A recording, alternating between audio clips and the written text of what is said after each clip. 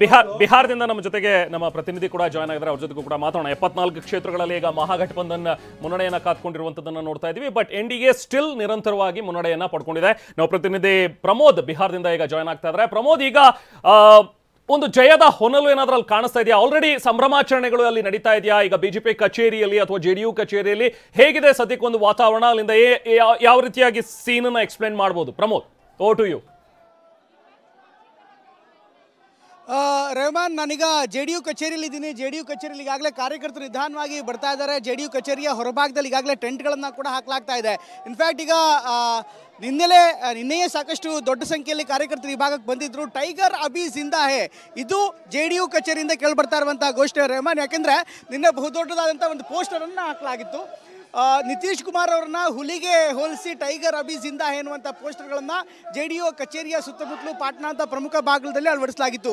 ಇವತ್ತು ಎಲ್ಲ ಕಾರ್ಯಕರ್ತರು ಕೂಡ, ಅಂದರೆ ಜೆಡಿಯುನ ಎಲ್ಲ ಕಾರ್ಯಕರ್ತರು ಕೂಡ ಈಗ ಫಲಿತಾಂಶ ನೋಡ್ತಾ ಇದ್ದಂತೆ ಈಗ ಈ ನಂಬರ್ಸ್ಗಳನ್ನು ನೋಡ್ತಾ ಇದ್ರೆ ಟೈಗರ್ ಅಭಿ ಜಿಂದಾ ಎನ್ನುವಂಥ ಘೋಷಣೆಯನ್ನು ಮತ್ತೆ ಮತ್ತೆ ಹೇಳ್ತಿದ್ದಾರೆ. ಹೀಗಾಗಿ ಸಹಜವಾಗಿ ಅವರೆಲ್ಲರಿಗೂ ಕೂಡ ಒಂದು ಖುಷಿಯಾದಂಥ ಸಂದರ್ಭ. ಇನ್ನೊಂದು ಕೆಲವೇ ಹೊತ್ತಿನಲ್ಲಿ ಇನ್ನಷ್ಟು ಹೆಚ್ಚಿನ ಸಂಖ್ಯೆಯಲ್ಲಿ ಈಗಾಗಲೇ ಬರ್ತಾರೆ. ಯಾಕೆಂದರೆ ಈ ಎಲ್ಲ ಡೆವಲಪ್ಮೆಂಟ್ಗಳನ್ನು, ಈ ಎಲ್ಲ ಸಂಭ್ರಮವನ್ನು ಆಚರಿಸೋದಕ್ಕೆ ಹೆಚ್ಚಿನ ಸಂಖ್ಯೆಯಲ್ಲಿ ಕಾರ್ಯಕರ್ತರನ್ನ ವಹಿಸಿ ಅವರಿಗೋಸ್ಕರ ಒಂದು ಕಾರ್ಯಕ್ರಮವನ್ನು ಮಾಡೋದಕ್ಕೆ ಜೆಡಿಯು ಕೂಡ ತಯಾರಾಗ್ತಾ ಇದೆ.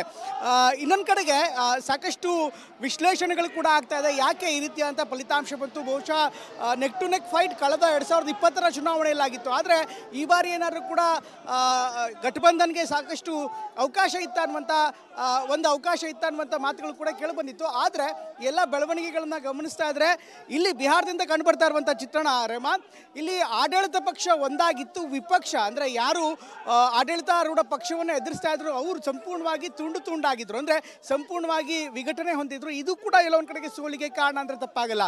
ಜೊತೆಗೆ ಈಗ ವೋಟ್ ಚೋರಿ ಬಗ್ಗೆ ಸಾಕಷ್ಟು ದೊಡ್ಡ ಪ್ರಮಾಣದಲ್ಲಿ ಚರ್ಚೆ ನಡೀತಾ ಇದೆ. ವೋಟ್ ಚೋರಿಯಿಂದಾಗಿಯೇ ಒಂದು ಅಸ್ತ್ರವಾಗತ್ತೆ, ಬಿಹಾರದಲ್ಲಿ ಜನ ರೆಸ್ಪಾನ್ಸ್ ಮಾಡ್ತಾರೆ ಅಂತ.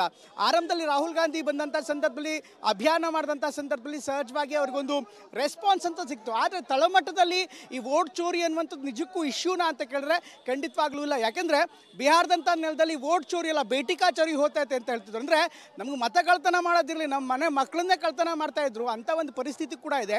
ಹೀಗಾಗಿ ವೋಟ್ ಚೋರಿ ಅನ್ನುವಂಥ ಒಂದು ವಿಚಾರ ಏನಿದೆ ಅದು ಅಷ್ಟು ಪ್ರಸ್ತುತ ಅಂತ ಇಲ್ಲಿನ ಜನಕ್ಕೆ ಅನಿಸ್ತಿಲ್ಲ. ಒಂದು ಭಾಗ, ಇನ್ನು ವೋಟ್ ಚೋರಿ ಅಂತ ನೀವು ಅಭಿಯಾನ ಮಾಡಿದ್ರಿ, ಓಕೆ, ಒಂದು ವೇಳೆ ಆಗಿದೆ ಅಂತ ಅದಕ್ಕೆ ದಾಖಲೆ ಕೊಡಿ ಅಂತ ಕೇಳಿದ್ರು, ಆಯಿತು. ಅದಾದ್ಮೇಲೂ ಕೂಡ ಒಂದು ಅಭಿಯಾನ ಮಾಡಾದ್ಮೇಲೆ ಸರಿಸುಮಾರು 55 ದಿನ ವೋಟ್ ಚೋರಿ ಅಭಿಯಾನ ಆದ್ಮೇಲೆ ರಾಹುಲ್ ಗಾಂಧಿ ಬಿಹಾರಕ್ಕೆ ಬರಲೇ ಇಲ್ಲ. ಅದು ಕೂಡ ಒಂದು ದೊಡ್ಡ ಸಮಸ್ಯೆ ಆಯಿತು. ಇನ್ನು ಟಿಕೆಟ್ ಹಂಚಿಕೆ ವಿಚಾರದಲ್ಲಿ ಮಹಾಗಠಬಂಧನ್ RJD ಮತ್ತು ಕಾಂಗ್ರೆಸ್ ನಡುವೆ ಸಾಕಷ್ಟು ವಿರೋಧಾಭಾಸಗಳಿದ್ವು. ಜೊತೆಗೆ 15ರಿಂದ 16 ಕ್ಷೇತ್ರಗಳಲ್ಲಿ ಗೊಂದಲ ಕ್ರಿಯೇಟ್ ಆಯಿತು. 11 ಕ್ಷೇತ್ರಗಳಲ್ಲಿ ಇಬ್ಬರು ಕೂಡ ಫ್ರೆಂಡ್ಲಿ ಫೈಟೇ ಮಾಡಿಬಿಟ್ರು. ಈ ಎಲ್ಲ ಕಾರಣಗಳಿಂದ ಅಂದರೆ ಅನಾಲಿಸಿಸ್ ಮಾಡ್ತಾ ಹೋದರೆ ಬೇರೆ ಬೇರೆ ಕಾರಣಗಳಿದೆ. ಬಿಹಾರದ ನೆಲವನ್ನು ನಾವು ಕರ್ನಾಟಕದಲ್ಲಿ ಕೂತು ವಿಶ್ಲೇಷಣೆ ಮಾಡೋದು ಅಥವಾ ಇಲ್ಲಿನ ಮೂಲಭೂತ ಸಮಸ್ಯೆಗಳೇ ಬೇರೆಯದ್ದಾಗಿದೆ. ಜೊತೆಗೆ ಮಹಿಳಾ ವೋಟರ್ಗಳು, ನಾನು ಮೊದಲಿಂದನೂ ಕೂಡ ಅಂದರೆ ವೋಟಿಂಗ್ ದಿನ ರಿಪೋರ್ಟ್ ಮಾಡ್ತಾ ಇದ್ದಂಥ ಸಂದರ್ಭದಲ್ಲೂ ಹೇಳ್ತಾ ಇದ್ದೆ, ಮಹಿಳೆಯರು ತುಂಬ ದೊಡ್ಡ ಪ್ರಮಾಣದಲ್ಲಿ ಬರ್ತಾ ಇದ್ದಾರೆ. ಮಹಿಳಾ ವೋಟರ್ಗಳು ಪ್ರತ್ಯೇಕ ಸಾಲಿದೆ. ಸಂಜೆ 6 ಗಂಟೆ ತನಕ ಕೂಡ ಎಲ್ಲರೂ ಕೂಡ ಹೊರಗಡೆ ನಿಂತ್ಕೊಂಡು ಮಹಿಳಾ ವೋಟರ್ಗಳು ವೋಟ್ ಮಾಡ್ತಾ ಇದ್ದಾರೆ.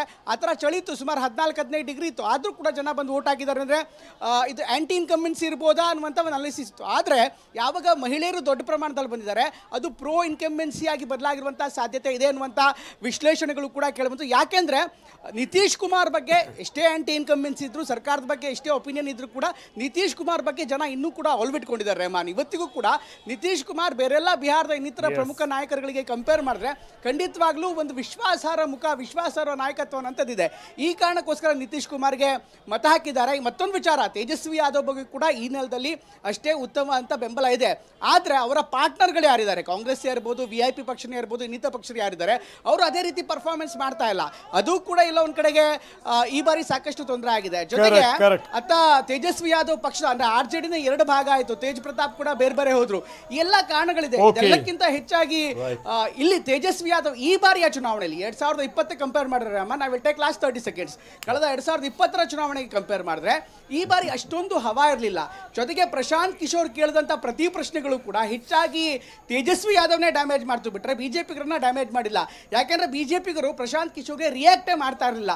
ಪ್ರಶಾಂತ್ ಕಿಶೋರ್ಗೆ ರಿಯಾಕ್ಟ್ ಮಾಡಿದ್ರೆ ಅದು ಇನ್ನಷ್ಟು ಇಶ್ಯೂಸ್ ಆಗತ್ತೆ ಅನ್ನುವಂಥದ್ದು ನಿಜ, ಬಿಜೆಪಿ ಗೊತ್ತಿತ್ತು. ನಿಜ. ಹೀಗಾಗಿ ರಣತಂತ್ರದ ಭಾಗವಾಗಿ ಪ್ರಶಾಂತ್ ಕಿಶೋರ್ ಕೇಳುವಂತಹ ಪ್ರತಿ ವಿಷಯನೂ ಕೂಡ ಅವ್ರು ಕೇಳ್ತಾ ಇರಲ್ಲ. ಹೀಗಾಗಿ ಸಾಕಷ್ಟು ವಿಚಾರ ಇದೆ.